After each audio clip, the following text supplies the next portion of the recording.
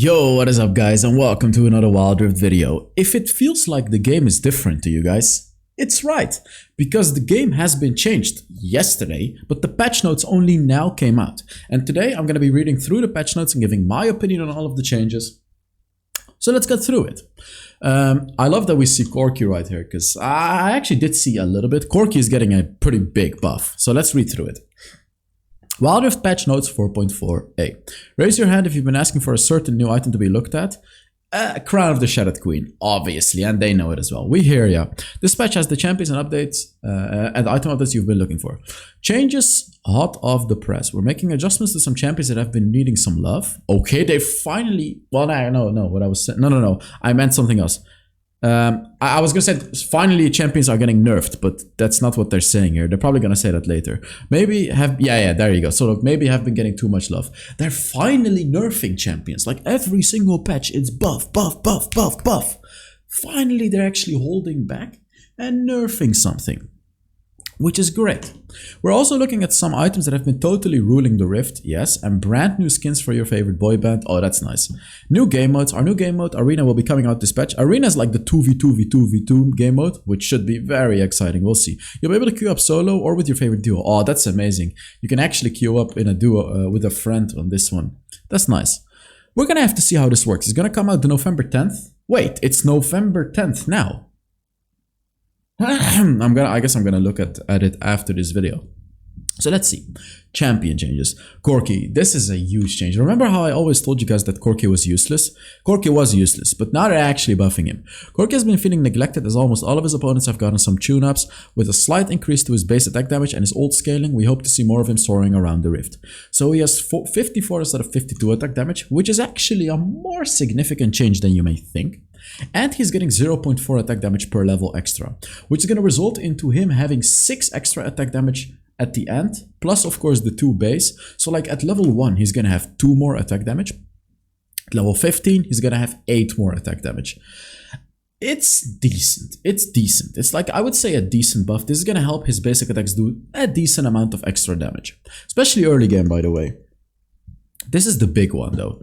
So his ultimate, like the flat damage of his ultimate stays the same. His AP ratio stays the same. So AP Corki is not getting any buff, but his AD ratio, guys, that's what's getting buffed. So it used to go from 25 to 45 to 65. Now it goes from 25 to 50 to 75. So that level 13 power spike is gonna be quite significant. You're gonna do 10% more scaling with attack damage in the late game. And when you look at the big one, of course, the big ultimate, it's gonna be 20% more, because obviously the big ultimate does double the damage of the normal one. This is actually quite significant. Like, I still think he's gonna suck, but he's gonna suck a little bit less now. He's gonna be like, he's just gonna be like a solid A tier champion rather than being absolute trash.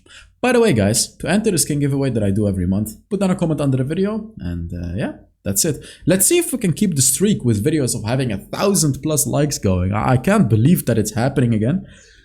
But if you guys are enjoying the video, make sure you give it a like. Let's see if we can reach 1,000 likes with this one too. That would be amazing. And if it doesn't, it's still amazing, because you guys are amazing.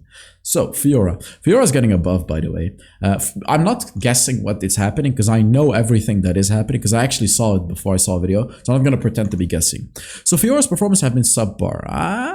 I mean, Fiora is quite strong, but let's see. Not a good look for a Grand Duelist. With these increases in her base damage, she should have an easier time establishing her dominance in the early game. So Duelist Dance, which is her passive. Damage in the direction of the Vital. So when you proc a Vital, it used to do 3% of the maximum health, plus a percentage which scaled with your attack damage. Now the base damage is 3.5%. This is a 15%, no, it's like a nearly 20% damage increase in the early stages of the game.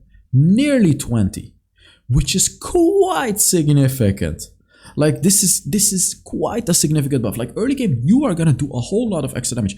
Late game too, by the way. Late game too. Like, late game, you're also doing a whole lot more damage. Because, of course, this is a percentage of their health, which perfectly skills into the late game.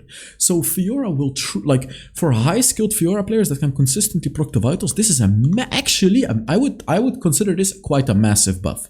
Like, people may be thinking that it's like a small buff. It's just a half of a percent, because looking at the Grand Challenge buff, obviously when they buff the passive, you know, it buffs the ultimate too. Your ultimate will do more damage because of this too. This is actually quite good. This is a really, really good one. Yasuo is a pretty funny one, because I was like 100% sure he would get nerfed, but he actually got a pretty big buff too. Now, this may be looking like a very tiny buff, but it's actually bigger than you think, because you never upgrade the wind wall. So like, you're essentially getting a 3-second cooldown reduction on your wind wall throughout the entire game, which is, in my opinion, quite big. Like, he'll be able to use his wind wall like at least twice in a team fight now, because sometimes he would not be able to do it, because for him to be able to use it twice, he's gonna have to wait for that 21-second cooldown. But now you only have to wait for the 18-second cooldown. Hell, you may even be able to use it 3 times in a fight now, consistently. Like, you're always gonna have that lower cooldown. Atrox is getting buffed. Atrox hasn't been as dominant in the Baron as we'd hoped. Yeah, I kinda would agree. Like, I mean, he always was decent, but perhaps he could use a bit of a hiccup in his damage.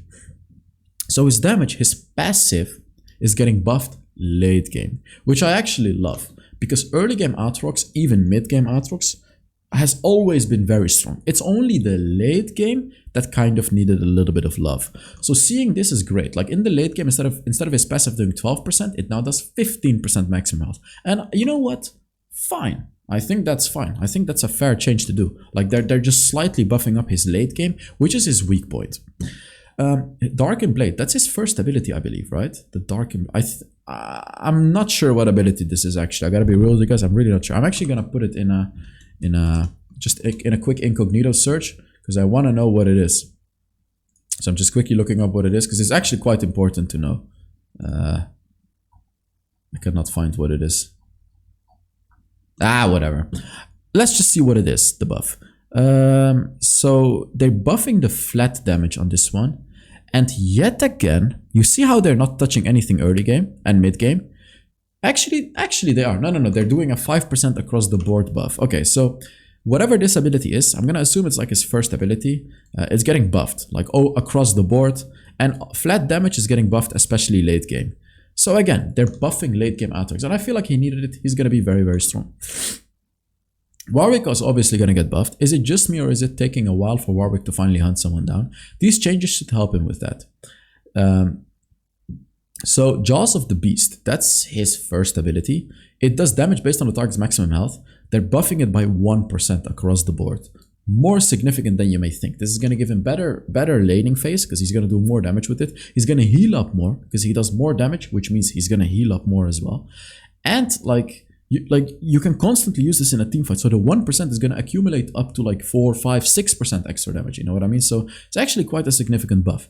Ultimate cooldown is also getting reduced by 5 seconds, which also is more than you think, because you need to look at it this way. You're going to get a lot of ability haste with Warwick. You're getting a lot of ability haste items. So having that 5% cooldown reduced flat is going to make it like a lot less cooldown when you get to, you know, to a lot of ability haste. This is going to be my favorite change, because Twitch has always been the most obnoxious and the most broken champion in the game.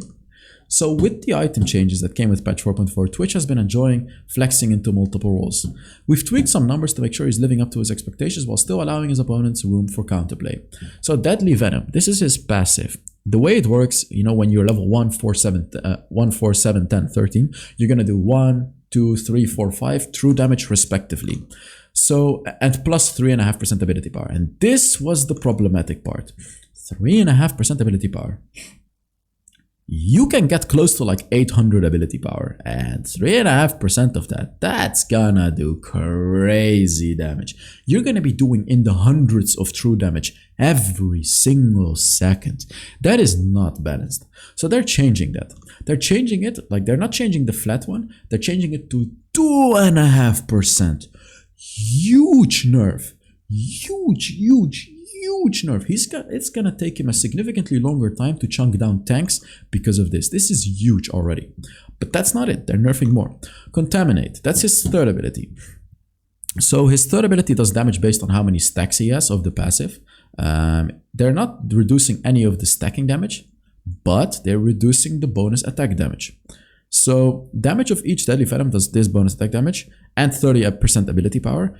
They're reducing 4% attack damage, which is a slight nerf, but they're taking away 10% ability power scaling on the third ability. That's huge as well. Massive nerf. Also, it does significantly less damage to jungle monsters, which means you cannot one-shot your jungle as easily anymore as before. So even his jungle clear is also getting reduced by a lot. I don't know what this means. Spray and pray, ballistic speed. Oh, the speed of the bullet. That's what it means. Actually, that's a pretty big buff. Not gonna lie. They're making the bullets a lot faster, so it's gonna be significantly easier to hit the bullets. You know what? That's actually quite a big buff. This actually kind of cancels out a lot. Because now your bullets are gonna hit more enemies more easily. You can even shoot more, I'm gonna assume, because the bullets are literally faster. So if you're gonna have more attack speed because the bullets are faster. That's actually interesting. I didn't think that Twitch needed this one. And I think this is actually gonna keep Twitch pretty strong. All of this looked like it was gonna be a big nerf, and it would have actually been like pretty much a killing nerf, but they actually saved Twitch with this change right here. Very reliant on his ultimate now. Oh, thank you for this nerf. Oh my god, thank you. This nerf is what we needed. Yumi is one of the best friends you can have in the Dragon Lane. Yes, she's literally the most broken support in the game by far. She's been overwhelming opponents with her poke.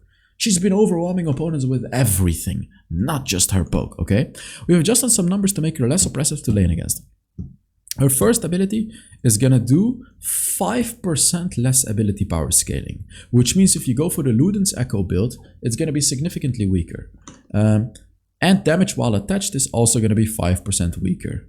This is not as... I would have preferred the damage to be attached to be like more like 10% less, but still 5% is 5%. She's going to do a little bit less damage. Actually quite a lot less damage. Probably going to be like 10 to 15% less damage.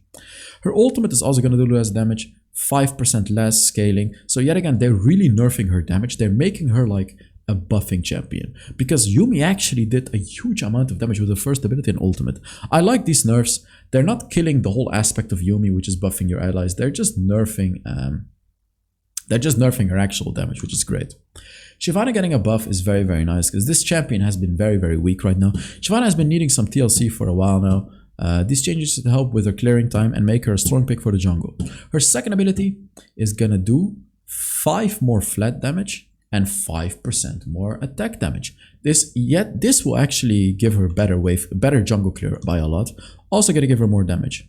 The total damage is gonna be more than... I think this is the same as this. They're just saying total damage right here. It's the same thing. Her ultimate is also gonna give her more health. 80 more health at level 1.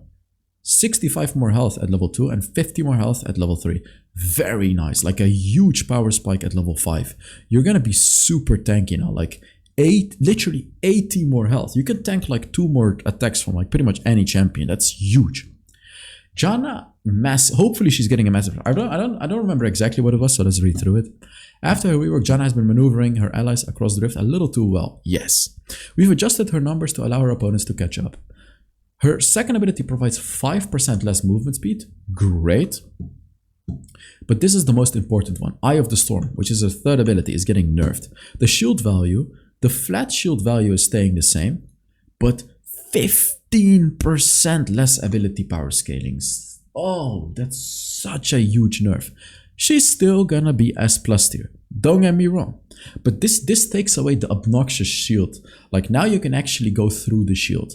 15% less ability power scaling is actually quite huge, but she's still gonna be broken. Harmonic Ekko Janna is still gonna be utterly broken. Brand has been underwhelming both during the laning phase and in team fights. These buffs will allow him to scale properly alongside his fellow mages. I completely disagree with this one. Brand has been incredibly powerful, especially this patch with the new items and everything like that. Brand has been very powerful. So I genuinely think this is going to make him broken. Let's see what it all is. He's going to have 40 more health. He's pretty much going to win every single 1v1 now at level 1. Because he was already not weak 1v1 early at level 1. Now he's going to be unbeatable. With 40 extra health, he's going to be absolutely unbeatable. Like absolutely unbeatable. That's his third ability. It's going to have 10% more scaling, which is big, like a big buff. His ultimate, oh my god, 5% more scaling on his ultimate. That's his ultimate, right? Bruh, what is that? Brand is gonna be so damn broken like this. Oof. Because like his early game, he's not gonna struggle anymore because you have 40 bonus health. Late game, Brand is already insane, and now he's gonna be even more insane. His abilities will do a lot more damage. Wow. I need to make a Brand video because this is insane. Vi. After patch 4.4, Vi seems to be getting outskilled by her opponents. I agree. We want her to really pack a punch and shut down her opponents more effectively. She has 4 more armor at level 1 and of course throughout the entire game. This is already a big buff. Like her early fights are going to be way better now. Her ultimate is going to have a lower cooldown early game, which is great. From 80 to 70 to from 65 to 60, and of course late game it's the same. So early game you can really do a lot more with Vi now, which is great. Like her late game is already very strong, and now they're actually buffing your early game as well. You can do great. This one has caught my surprise the most, Ekko, because like Ekko was already hella strong. No idea why they felt the need to buff him, but let's see. Ekko has been lackluster in both the mid lane and the jungle. I completely disagree with that one, by the way, and I don't know why they don't have capitalized this letter. Clearly someone else is writing these, because the old one, which was like, I believe, I don't know her name, but it was a woman that made a lot of jokes here. I don't know the new one, but the old one was way better than the new one. These changes should allow him to play more aggressively and live up to the time-shattering assassin that he's meant to be, sorry. Time Winder, whatever the hell it's called. This is the first ability, so they're buffing the flat damage of the first ability. This is going to be more significant early game than it is in the late game. And when it comes back, they're buffing the flat damage. They're not touching the scaling, which is great, because obviously his late game is already insane. They're reducing the cooldown of his ultimate by 10 seconds, 5 seconds, 0 seconds. Pretty big buff as well. Like, so annoying. He's going to be able to use his ultimate so much more often earlier on in the game. That's not it though. We have gameplay changes as well.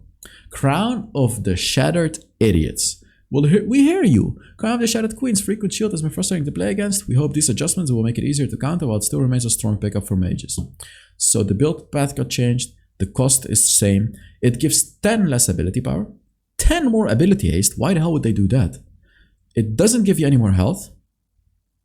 So the safeguard duration, basically when you get hit, you know, you had 1.5 seconds of 70% reduced damage. Now it's going to be 1 second. Still, I think they should remove this thing entirely, by the way, but that's just me. But it's still going to be annoying, but at least it's going to be less annoying now. And now every time you hit an enemy with an ability, instead of it reducing the cooldown by 5 seconds, it reduces it by 4 seconds. All of this is a nerf, except for this. I don't think it's enough. I still think this item will be broken. Like, the most broken magic damage item anyways. Until they remove this one, or this one, the item will be broken. They have to remove one of these two passives. One of them removed, and it's gonna be fine. Like, it's gonna be totally fine. Because if it only has this one, it's gonna be fine because you just proc it once and it's gonna be fine.